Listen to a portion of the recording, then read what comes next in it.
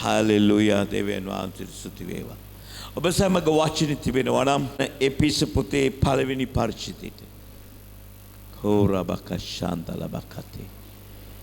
එපිස පළවෙනි පරිච්ඡේදය.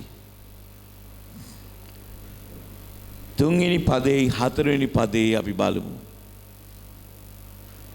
Thank you Jesus.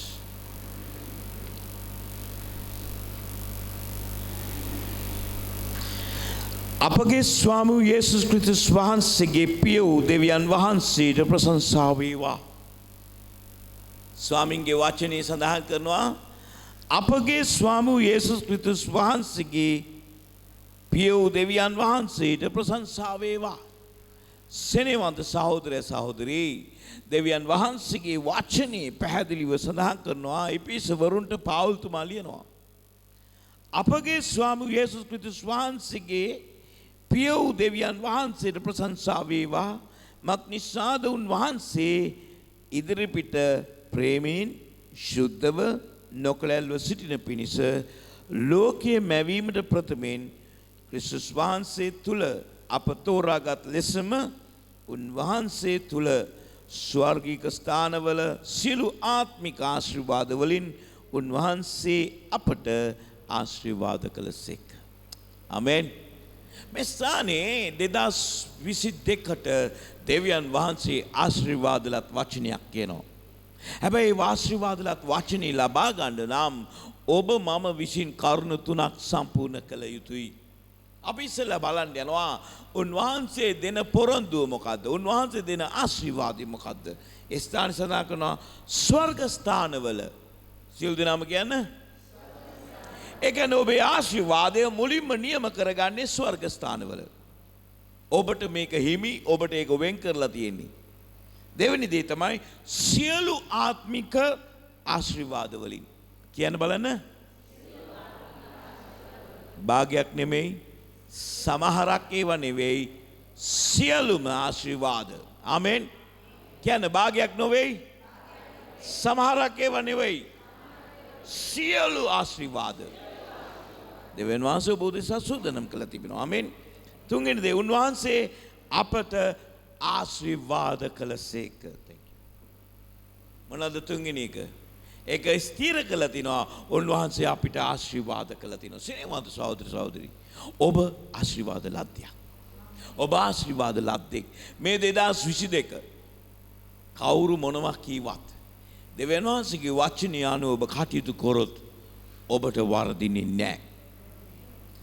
අපි අද රට යන තත්ත්වය දැක්කොත් අපිට අවිනිශ්චිතයි.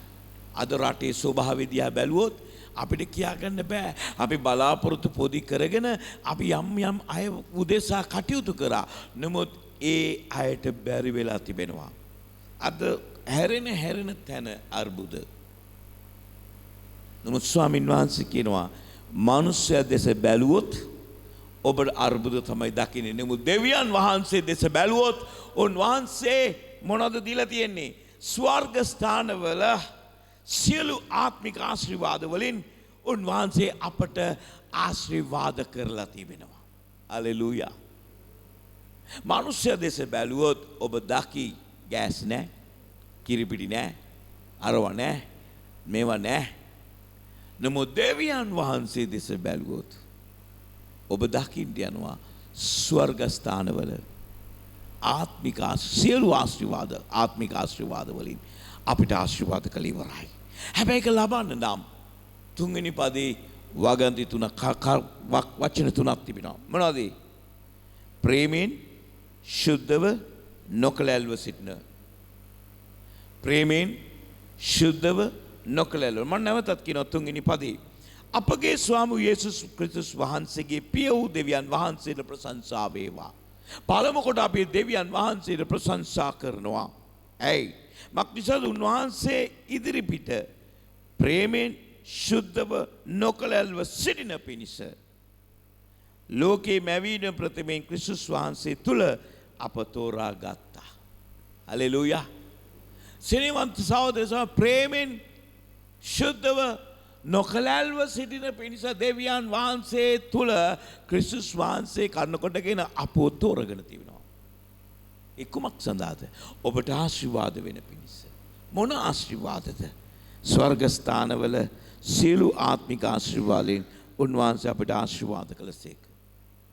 දැන් සිනේවන්ත සහෝදර සහෝදරී මේ ආත්මික ආශිර්වාද කියලා කියනකොට ඔබ හිතනවා නොපෙනෙන ආශිර්වාද කියලා. එහෙම නැත්නම් ඔබ හිතනවා මේ අන්‍ය භාෂාව විමසීමේ ආත්මය මේ සුද්ධාත්ම දීමනා තමයි ආත්මික ආශිර්වාද. මොකද ඒක ආත්මෙන් වහන්සේට සම්බන්ධයි.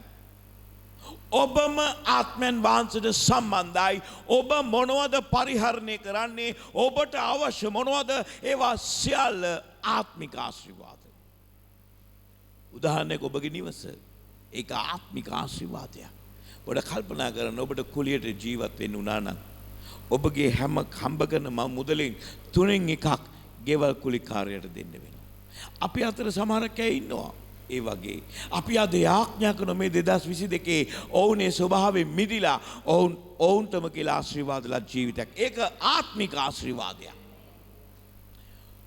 ඔබගේ මුදල් තව කෙනෙක් බැහැර ගන්න නෙමෙයි දෙවෙනි සුබ කැඳෙවි. ඔබගේ ආශිර්වාදය ඔබ භුක්ති විඳින්නයි දෙවෙනි සුබ කැඳෙවි.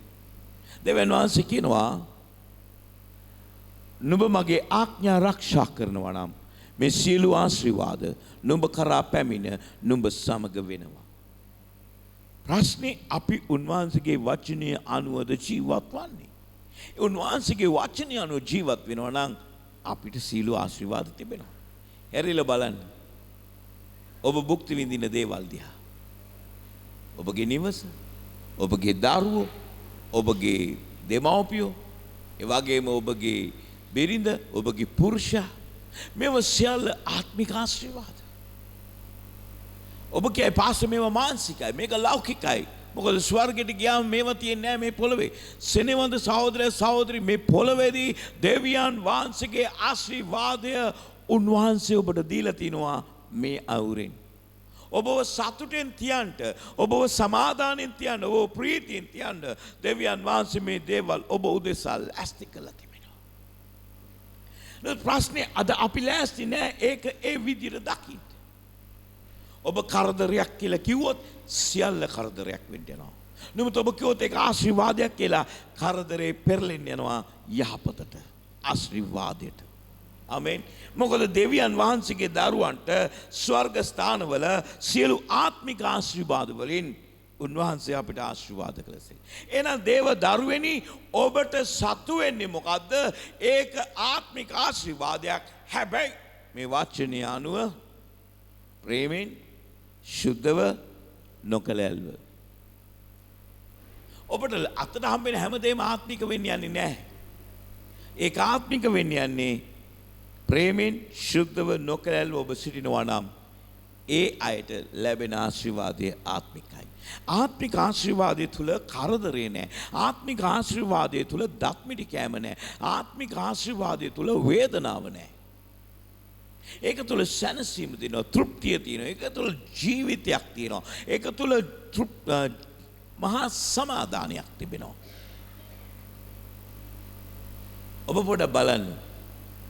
සමහරක් බ්ලෙසින්ස් ඔබව ටෙන්ෂන් එකට නැත්නම් ඔබ කරදරේට ඔබ මානසික ආතතියට පැමිණෙනවා. නමුත් සමහරක් ආශිර්වාද ඔබට පුදුම සතුටක්, ඔබට ප්‍රීතියක්, ඔබට සමාදානයක් තියෙනවා. කී දෙනෙක් අත්දැකලා තියෙනවද? දෙවියන් වහන්සේගෙන් ඌ දෙයක් ඇද්ද? ඒ තුල සමාදානයක්, තෘප්තියක් තිබෙනවා. හලෙලූයා. දෙවියන් වහන්සේගෙන් නොවන දෙයක් ඇද්ද? ඒ තුල සමාදානයක් නැහැ. මම යාඥා කරලා දෙවියන් වහන්සේගේ කරුණාව නිසා මට තෑග්ගක් හරි එහෙම නැත්නම් මට මුදලක් හම්බුනාම මම කැමති විදියට කම්ෆර්ටබල් ෂර්ට් එකක් ගත්තම මට මේක ආත්මික ආශිර්වාදයක්. ඒකට හේතුව ඒක තුල සමාදානිය තියෙනවා මට. මට බය නැතුව අඳින්න පුළුවන්. මට හැමදේම ප්‍රීතියි. මට කම්ෆර්ටබල්. නමුත් තව කෙනෙක් ගත්ත නිසා, තව කෙනෙක් ඇඳ නිසා මමත් ඒක ඇඳොත් තව තැනකට ගියාම ඒක අවුට් ඔෆ් ප්ලේස් වෙනවා නම් එහෙම නැත්නම් ඒක ඔබට ඇඟට සුදුසු නැත්නම් ඒක ආත්මික ආශිර්වාදයක් වෙන්නේ නැහැ. මොකද එතන තරගයක් තියෙන්නේ. එතන ප්‍රේමිය නැහැ, එතන සුද්ධකම නැහැ, එතන නොකලල්කම නැහැ. එහෙම නැත්නම් තව කෙනෙක්ගේ දෙයක් හොරකම් කරගෙන ඔබ ඇන්දුතින්. එතන ප්‍රේමේ නැහැ, සුද්ධකම නැහැ, නොකලල්කම නැහැ. ඒක ආත්මික ආහාර ආශිර්වාදයක් වෙන්නේ. ඒකත් එක්කම සමාදානියත් පැමිණෙනවා. හලෙලූයා. ඒකත් එක්කම ප්‍රීතිය පැමිණෙනවා. ඒකත් එක්කම සැනසීම පැමිණෙනවා. ඒකත් එක්කම නිතර මේක දෙවියන් වහන්සේ දුන්නා උත්තරය කියලා ඔබට දැනෙනවා. ඉතින් සෙනෙහවන්ත සහෝදරි මේ වසර මේ ලැබුවා වසර 2022 දෙවියන් වහන්සේ කියනවා ඔබ ප්‍රේමෙන් ශුද්ධව නොකලල්ව සිටින්න ස්වර්ග ස්ථානවල ඔබට සියලු ආත්මික ආශිර්වාද වලින් උන්වහන්සේ අපට ආශිර්වාද කරනවා. හලෙලූයා. අපි පහුගිය දවස්වල ලොකු මමයි සිස්ටර් රට යන්නේ ඉස්සෙල්ලා අපි ගෑස් සිලින්ඩරයක් ගත්තා. ඒ අතර වාර්දී හැම පැත්තම ගෑස් පුපුරන්න ගත්තා. සිස්ටර්ගේ අම්මා අපේ ගෙදර ඇවිල්ලා හිටිය දවස් දෙක තුනක් අපි රටේ ඉන්න වෙලාවේ එයාට ගෑස් කතන්දරය આવුණා. එයා මොකද කරේ සල්ලියක් දීලා රොන්ට කියලා තව ගෑස් එකක් ගෙනාවා.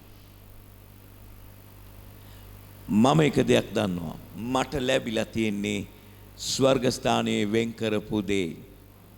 ඒක සියලු ආත්මික ආශිර්වාදයක් මට තියෙන්නේ. ඉතින් ගෑස් එක ෆිට කරන්න යනකොට සිස්ටර් පොඩ්ඩක් කලබල වෙනවා. ඇයි? මේක පුපුරන එකක්ද පුපුරන්නේ නැති එකක්ද කියලා කොහොමද දන්නේ? මම මගේ බිරිඳට කිව්වේ මෙච්චරයි. මගේ ගෙදර එහෙම දෙයක් වෙන්න යන්නේ නැහැ. නරක සිලින්ඩරෙත් මගේ ගෙදරට ආවන් පස්සේ ඒක හොඳ වෙන්න යනවා. කියන්න මට පස්සේ මේ වසර මට හොඳ වෙන්න යනවා. ඇයි දන්නවද? දෙවියන් වහන්සේ ස්වර්ග ස්ථානවල ඔබ උදෙසා ඒක සූදානම් කරා. ඒක නම් කරා. ඒක නියම කරා. යක්ෂයා විවිධ දේවල් සූදානම් කරනවා ඇති ඔබට විපත්ති ගේන දුක ගේන්න වේදනා ගේන්න. නමුත් දෙවියන් වහන්සේ දූතයන් වෙවලා ඒවා පරිවර්තනය කරනවා එය යහපතට. බාලම් ශාප කරාම දෙවියන් වහන්සේ ඒක ආශිර්වාදයකට හැරෙව්වා.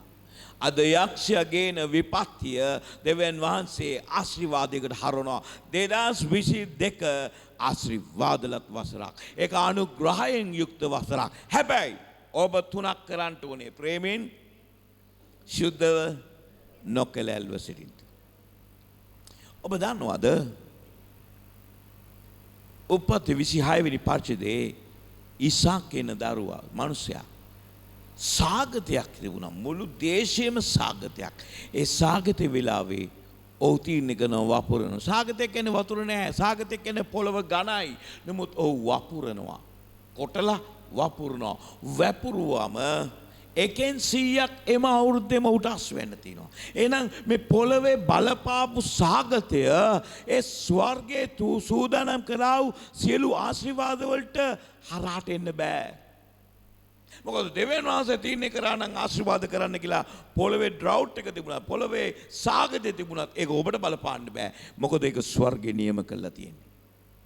ඉතින් අද ශ්‍රී ලංකාව මොන ස්වභාවයක් දැරුවත් මේ 2022 ඔබට ආශිර්වාදලත්. කී දිනෙක මතකද 2020 දෙසැම්බර් 29 වෙනිදා මම කියපු පණිවිඩේ. මම එළිදරව්වක් දුන්නා. දෙවියන් වහන්සේ මධ්‍යම පාන්දර 3ට විතර මට කතා කරලා කිව්වා ඇන්ටන් භයානක අවුරුදු 3ක්. භයානක අවුරුදු 3ක් අද ඉඳන් ඉස්සරහට තියෙන්න යනවා. භයානක අවුරුදු 3ක් කිව්වම මං ස්වාමින් වහන්සේගෙන් ඇහුවා මේක පොළවටමද නැත්නම් මේක ලෝකයටද? නෑ ශ්‍රී ලංකාවට. ගිහලා චෙක් කරන්න. නැව් දෙකම ගිනි ගත්තේ දෙසැම්බර් 29න් පස්සේ. ඊට පස්සේ මොකද උනේ? සුදු ලුණු කේස්, කහ කේස්, බොම්බයි ලුණු කේස්, සීනි කේස්, සිමෙන්ති කේස්, වෙන මොනවද? ගෑස් කේස්, පෙට්‍රල් කේස්, තව කිරිපිටි කේස්. තව එන්න තියෙනවා. 2022 ඩොලර් කේස්. තව මොනවා වෙයිද? නමුත් දේව දරුවෙනි ප්‍රේමෙන් ශුද්ධව නොකලල්ව සිටින ස්වර්ගස්ථානවල ලංකාවේ කේස් එක තිබුණාට ස්වර්ගස්ථානෙකින් ඔබට සූදානම් කළ ඉවරයි ආශිර්වාදය. හලෙලූයා. ආමේන්. මොන ආශිර්වාදද? සියලු ආත්මික ආශිර්වාද. මොනවද මේ සියලු ආත්මික කියන්නේ? දේව දරුවට අවශ්‍ය කරන හැම දෙයක්ම ඔබ ආත්මික මිනිසෙක් වුණාම ආශිර්වාදෙත් ආත්මික ආශිර්වාදයක් වෙනවා. ඔබගේ පාස්ටර් ආත්මික ආශිර්වාද කියන්නේ ඇදහිල්ලෙන් දකින්න දේ, පෙනෙන්නේ නැති දේ, අන්‍ය භාෂාව, එහෙම නැත්නම් මේ එළිදරව් විමසීමේ ආත්මය, අනාගත වාක්‍ය, නානා වර්ග භාෂා පරිවර්තනය, මේව නේද? ඒවා ආත්මික දීමනා තමයි.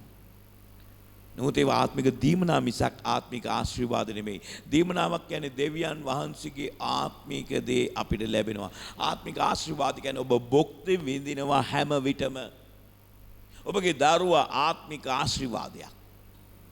අප්පා පාස්ටර් දන්නේ අපේ ගෙදර තියෙන ප්‍රශ්න යුද්ධ මේ දරුවා නිසා. ඔබ ප්‍රේමෙන්, දෙවියන් වහන්සේගේ ප්‍රේමෙන්, දෙවියන් වහන්සේ ඉදිරියේ ශුද්ධකමින්, දෙවියන් වහන්සේ ඉදිරියේ නොකලල්ව කටයුතු කරන්ට ඔබගේ දරුවා ආශිර්වාදලත් දරුවෙක් වෙන්න යනවා. එයා ආත්මික දරුවෙක් වෙන්න යනවා. සිනවන්ත සහෝදර සහෝදරී, ආත්මික දරුවෝ ඇති කර ගන්න නම්, ආත්මික පුරුෂයෙක් ඇති කර ගන්න නම්, ආත්මික භාර්යාවක් ඇති කර ගන්න නම්, ආත්මික නිවසක් ඇති කර ගන්න නම්, ආත්මික ආශිර්වාදලා ජීවිතයක් ඇති කර ගන්න නම් ඔබට සිදු වෙනවා මේ තුන කරන්න.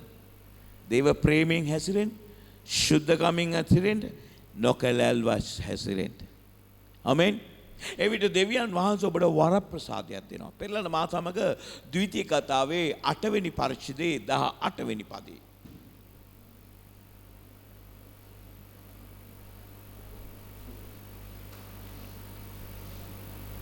මෙය මුළු වසරටම බලපාන දෙයක්.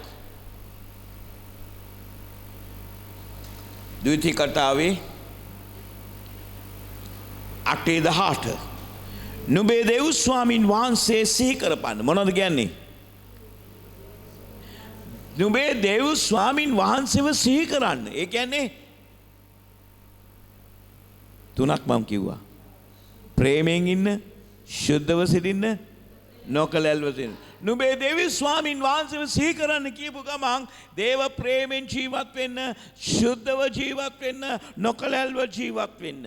නුඹේ දෙව් ස්වාමීන් සිහි කරන මක්නිසාද නුඹේ පියවරුන්ට දිවුළු තමාගේ ගිවිසුම අද තිබෙන්නක් මෙන් ඉෂ්ට කරන පිණිස නුඹට සම්පත් ලබා ගැනීමට පුළුවන්කම දෙන්නේ උන්වහන්සේය.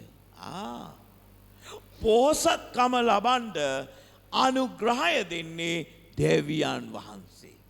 උන්වහන්සේ කියන නුඹේ පියවරුන්ට දිවුරුවා වගේම අදටත් ඒක බලපානවා. ආදි පියවරුන්ට කිව්වා කිරියෙන් පැණියෙන් ඉතිරෙන දේශයක් දෙනවා කියලා. ඔවුන් පීඩාව හරහා, කාන්තාරය හරහා ගමන් කරාම මේ 2021 පීඩාව කාන්තාරය හරහා ගමන් කරාම 2022 කිරියෙන් පැණියෙන් උතුරන වසරක් වෙන්න යනවා. ඒ දෙවියන් වහන්සේ පොරොන්දු වෙනවා. හැබැයි ඔබ නොකලල්ව, ශුද්ධව, ඒ වගේම දේව ප්‍රේමයෙන් හැසිරෙන්න ඕනේ. උන්වහන්සේ කියනවා නුඹට සම්පත් ලබා ගැනීමට පුළුවන්කම දෙන්නේ උන්වහන්සේය. එහෙනම් මේ ඩ්‍රයිව් ඉයර් එකේ, මේ වියලුණු වසරේ 8:18 මේ වේලුණු වසරේ, මේ වියලුණු වසරේ දෙවියන් වහන්සේ මුළු ආත්මික ආශිර්වාදය ඔබට දෙන්න ලෑස්ති. දෙවියන් වහන්සේ ඔබට ආශිර්වාද කරනවා. ලෝකේ ජනතාවට මේක ඩ්‍රයි ඉයර් එකක්, වේලුණු වසරක්. නමුත් දේව දරුවෙනි ඔබට ස්වාමීන් වහන්සේ පුළුවන්කම දෙනවා. හැකියාව දෙනවා, ඇබිලිටි දෙනවා. මොකටද? සම්පත් උපයා ගන්න. හලෙලූයා. චේන් නැති අය බෙල්ල අත ගන්න. වලලු නැති අය අත ගන්න. බ්‍රේස්ලට් නැති අය අත ගන්න. ඇයි? උන්වහන්සේ ඔබට සම්පත් දෙන්න යන ඒව සපයා ගන්න. හලෙලූයා. කවදාක්වත් දේව දරුවෙනි කියන්න එපා අපිට කොයින්ද. මොකද ඔබගේ තාත්තා ස්වර්ගයේ වැඩ සිටින සර්ව බලධාරී දෙවියන් වහන්සේ. උන්වහන්සේ ගාව සියල්ල තිබෙනවා. අපි උන්වහන්සේගේ දරුවා වගේ ජීවත් වෙනවා නම් උන්වහන්සේ අපව සරසන්ට යනවා. මේ වසර ආශිර්වාද නැවතත් කියමු. මට පස්සේ සියලු දෙනාම කියන 18 නුඹේ දෙව් ස්වාමින් වහන්සේ සිහි කරපන්න. මක්නිසාද නුඹේ පියවරුන්ට දිවුළු මක්නිසාද ඔබේ පියවරුන්ට දෙවුළු තමන්ගේ ගිවිසුම අද තිබෙන්නක් මෙන් ඉෂ්ට කරන පිණිස නුඹට සම්පත් ලබා ගැනීමට පුළුවන්කම දෙන්නේ උන්වහන්සේය. ඔබ විශ්වාස කරනවද? ඔබට උපයන්න හැකියාව තියෙනවා කියලා. ඔබ විශ්වාස කරනවා නම් දෙවියන් වහන්සේ ලෑස්ති ආත්මික මුළු ආශිර්වාදෙ නිදහස් කරන්න. කියන්නේ මම ආශිර්වාද ලද්දේ. මට දෙවියන් වහන්සේ හැකියාව දීලා කියනවා. සම්පත් ලබා ගැනීමට. සම්පත්ව නෙමෙයි සම්පත්. ආමෙන්. මට දෙවියන් වහන්සේ හැකියාව දීලා තිනවා. සම්පත් ලබා ගන්න. දැන් ඔබ ගෙදර ගිහලා කණ්ණාඩියක් තියෙනවනම් කණ්ණාඩි ඉස්සරහ පිටට ගිහලා කියන දෙවියන් වහන්සේ මට හැකියාව දීලා තිනවා. ආශිර්වාද ලබා ගන්න. බය නැතුව කියන දෙවියන් වහන්සේ මට හැකියාව දීලා තිනවා. ආශිර්වාද ලබා ගන්නට. එතකොට මොකද වෙන්නේ? ඔය කොහෙවත් යන නැව් ඔබේ ගෙදරට හරවන්නට යනවා. වෙන කොහෙට හරි යන ඒවා ඔබ වෙතට එන්න යනවා. එක දවසක් ජර්මනියේ එක ළමා නිවාසයක් තිබුණා. ඒ ළමා නිවාසේ ඒ ළමයින් බාරව ඉන්න එක්කනා නායකතුමාට කිව්වා පාස්ටර් කෙනෙක් හිටියේ. ඒ පාස්ටර්ට කිව්වා කිරි නෑ. මොකද කරන්නේ? අද ළමයින්ට කිරි දෙන්න විදියක් නෑ. බේකරි මිනිස්සුත් නෑ. අද අපිට පාන් ගන්න සල්ලි නෑ, බනිස් ගන්න සල්ලි නෑ. මොකද කරන්නේ? දෙවියන් වහන්සේගේ දාසයා කිව්වා උන්වහන්සේ අපිට සම්පත් ලබා ගන්නට හැකියාව දීලා තියෙනවා. ඒක නිසා ඔයගොල්ලෝ බඩගිනින්න යන්නේ නෑ. එමනම් අපේ තාත්තා ස්වර්ගයේ වැඩ සිටින දෙවියන් වහන්සේ නෙමෙයි. ඉතින් ළමයි බරසෙට 40ක් 50ක් ඉන්නවා. ඔබ දන්නවද කුමක්ද උනේ කියලා? අපි යාඥා කළ දෙවියන්වහන්සේට ස්තුති කරමු. උන්වහන්සේ ක්‍රමේ බලයි කිව්වා. ටිකක් වෙලා යාඥා කරනවා ඩෝන් ගෑවා. පාස්ටරුයි වැඩිහිටියෝ දෙන්නෙකුයි දුවලා කියලා බලනකොට බේකරි මිනිස්සයයි කිරිහලේ ට්‍රක් එකයි හැප්පිලා. ඒගොල්ලන්ට පානුත් හම්බුණා කිරිත් හම්බුණා. සිරිවන්ත සහෝදර සහෝදරි ස්වාමින් වහන්සේට පුළුවන් අහ කියන ආශිර්වාදේ ඔබ වෙතට ගේන්න. ඔබ දෙවියන් වහන්සේගේ වචනය අනුව එන්ලයින් වෙනවා නම් ඔබ දේ වචනය අනුව එක කෙලින් හිට ගන්නවා නම් කොහෙවත් යන ආශිර්වාදේ ඔබට එන්න යනවා. ඔබ කීදෙනෙක් විශ්වාස කරනවද මේ දේ? මම ඒක අත්දැකලා තියෙනවා. මගේ ජීවිතේ මම ඒක අත්දැකලා තිබෙනවා. ඉතින් මගේ සිනිවන්ත සහෝදර සහෝදරි උන්වහන්සේ කියනවා නුඹට සම්පත් ලබා ගැනීමට පුළුවන්කම දෙන්නේ උන්වහන්සේය. ආමෙන්. අවසාන වශයෙන් අපි ස්වාමීන් වහන්සේගේ වචනේ බලමු. දේශනාකාරය. දේශනාකාරය 5:19. දේශනාකාරය 5:19 වැදගත් පණිවිඩයක්. තවද දෙවියන් වහන්සේ යම් මිනිසෙකුට වස්තුද සම්පත්ද දී ඒවා භුක්ති විඳින්නටත් තමාගේ කොටස රැගෙන තමාගේ වැඩෙන් ප්‍රීති වෙන්නටත් බලය දී තිබේද? එය දෙවියන් වහන්සේගෙන් දීමනාවක් කිය. වව්. හම්බුණාද? හැමෝම පෙරලා ගන්න. දේශනාකාරයා ගීතාවලිය හිතෝපදේශය දේශනාකාරයා. දේශනාකාරයා 5:19. හලෙලූයා. මම කැමති ඒ 5:19 පදේ ඔබ බවට පත් වෙනවට. හැමෝම කියන මට පස්සේ තවද දෙවියන් වහන්සේ යම් මිනිසෙකුට වස්තුද සම්පත්ද දී ඒවා භුක්ති විඳින්නටත් තමාගේ කොටස රැගෙන තමාගේ වැඩෙන් ප්‍රීති වෙන්නටත් බලය දී තිබේද එය දෙවියන් වහන්සේගේ දීමනාවක්ය. වව්. යම් කිසි කෙනෙක් ජොබ් එකක් කරලා ඒකෙන් දියුණු වෙලා ඒකෙන් රෙස්ට් එකක් අරගෙන ඒක එන්ජොයි කරනවා නම් ඒක දෙවියන් වහන්සේගේ ලැබෙන දීමනාවක්. දේශනාකාරයා කියනවා. එනම් මගේ සහෝදර සහෝදරී අපි එවැනි අය වෙමු. ආමෙන්. දැන් පිටරට අය මාස 9ක් 10ක් එක දිගට වැඩ කරනවා. ඊට පස්සේ නිවාඩුවට යනවා කොහේ හරි රටකට මාස දෙකකට නැත්නම් මාසයකට. ඇයි ලංකාවේ මිනිස්සු යන්නේ නැත්තේ? ඇයි ලංකාවේ මිනිස්සුන්ට ඒක කරන්න බැරි? ඒකට හේතුව අපේ මනස. මොකද අපි හැමතිස්සෙම මනසට කියා ගන්නවා අපිට කොයි දේ වාසනාව. අපිට කොයි දේ වගේ ආශිර්වාදයක්. ඒ රටේ ඉන්නෙත් ඒ මිනිස්සුම තමයි මේ රටේ ඉන්නෙත් ඒ මිනිස්සුම තමයි. නැතුව වෙනසක් නැහැ. හිතන විදිය විතරයි වෙනස ඒ රටේ මේ රටේ. නමුත් ඔබ හිතුවොත් මේ රටේ ඉඳගෙනත් ඔබට හැසිරෙන්න පුළුවන් එවැනි රටක අය වගේ. ආමෙන්. සෙනෙහවන්ත සහෝදර සහෝදරි නැවතත් කියන 19. තවද දෙවියන් වහන්සේ යම් මිනිසෙකුට වස්තුද සම්පත්ද දී ඒවා භුක්ති විඳින්නටත් තමාගේ කොටස රැගෙන තමාගේ වැඩෙන් ප්‍රීති වෙන්නටත් බලය දී තිබේද එය දෙවියන් වහන්සේගේ දීමනාවක්ය. ආමෙන්.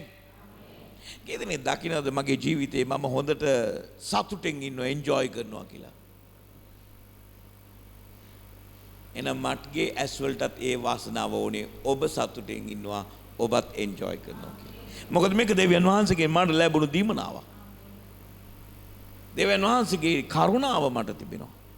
හැබැයි මම අබ්බා පියාණෙනි කියලා අඬ ගන්න දෙවියන් වව නම් ඔබත් සේවය කරන්නේ ඔබත් নমස්කාර කරන්නේ ඔබත් යාඥා කරන්නේ එහෙනම් ඒක ඔබටත් අයිති. එහෙම නැත්නම් ඔය අදහන්නේ වෙන දෙවි කෙනෙක් මං අදහන්නේ වෙන දෙවි කෙනෙක්. අපි අදහන්නේ එකම දෙවියන් වහන්සේ. ප්‍රශ්නේ ප්‍රේමය සුද්ධකම නොකලකම ඇතුවද ඔබ උන්වහන්සේත් එක්ක මේ ගමන යන්නේ. ඔබ ඒ තුන රකින්නවා නම් මුළු ආත්මික ආශිර්වාද වලින් දෙවියන් වහන්සේ මේ සම්පත් උපයා ගන්නට හැකියාව දෙන්නේ ඒක ආත්මික ආශිර්වාදයක්. ඒක ස්වර්ගයෙන් ජීවිතේ භුක්ති විඳින්නටත් ඒකේ කොටසක් අරගෙන එන්ජොයි කරන්න භුක්ති විඳින්න දීලා තිනවා නම් ඒක දෙවියන් වහන්සේ ඔබට දීලා තියෙන දීමනාවක්. ඒක ස්වර්ගයෙන් ඒක ස්වාමින් වහන්සේ සූදානම් කරපු දෙයක්. ඒකයි සියලු ආත්මික ආශිර්වාද වලින් ඔබලට ආශිර්වාද කළා තියෙන්නේ. ඒක ස්වර්ග ස්ථානවල නියම වෙලා තිබෙන්නේ. හලෙලූයා. ස්වර්ග ස්ථානවල ඉන්නේ ਸਰව බලධාර දෙවියන් වහන්සේ ඔබට ආශිර්වාද කළා. 2022 ආශිර්වාදලත් වසරක්. ආමෙන්. මේක කියවනකොට පොඩි වෙනසක් කරමු. තවද දෙවියන් වහන්සේ යම් මිනිසෙක් කියනකොට ඔබ හිතාගනි ඒ මම කියලා. තවද දෙවියන් වහන්සේ මට ඇන්ටන්ට කෝ කියන්නකෝ. තවද දෙවියන් වහන්සේ ඔබගේ නම කියන්න. දෙවියන් වහන්සේට ඇහුන්නේ නැහැ. හයියෙන් කියන්න. ඇයි ඔබ බය? ඔබේ නම කියන්න. තවද දෙවියන් වහන්සේ